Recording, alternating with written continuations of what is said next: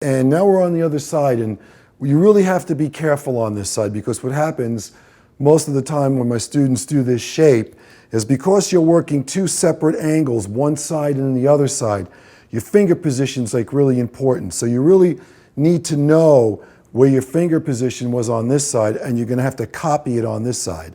For instance, if this is angled out, you'll create more length. If your fingers are angled more in on this side, then you're going to go shorter. So it's like really important to make sure you have the proper angles on each side. Also, what you need to worry about here is, since this hair is parted from the side, what we need to do is there's going to be less hair on this side.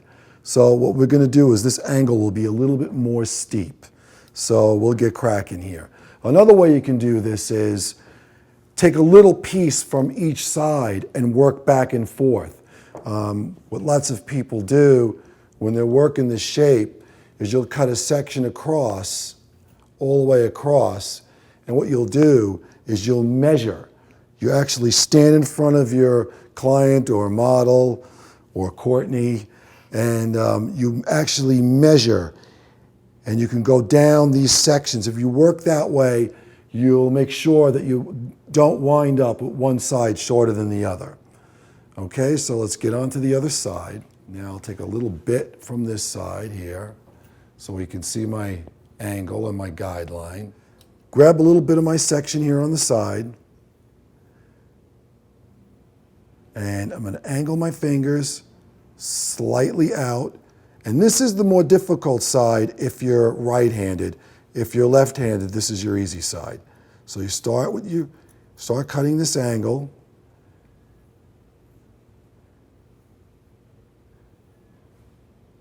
Again, angling your fingers slightly out, and you work down your section.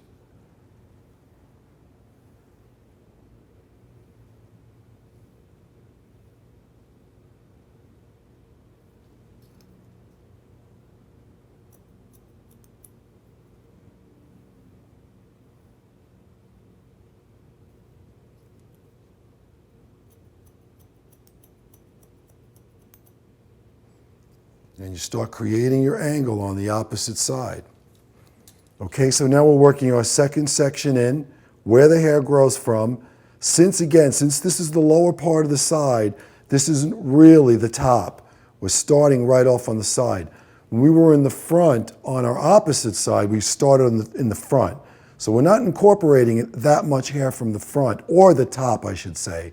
We're working more from the side on this lower portion right here. So where the hair grows from, angling down slightly, pivot my fingers, and angle slightly out and work down this section.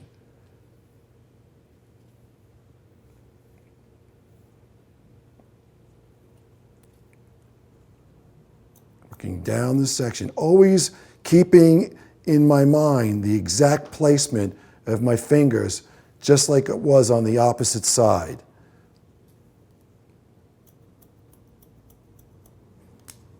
And you can see how you wind up creating this face frame and graduation all in one go, which is like really great for the salon. Okay, so now I'm working on my third section, which is right to behind the ear, and I'm going to start my panel from the top and work my section down. Now I'm going to start to work with the wide side of the comb, so it's a little less tension. So I'm just going to follow where that hair grows from, over direct forward, angle of my fingers, and work down your section, over directing forwards. Same as the other side. Always maintaining the angle of your fingers.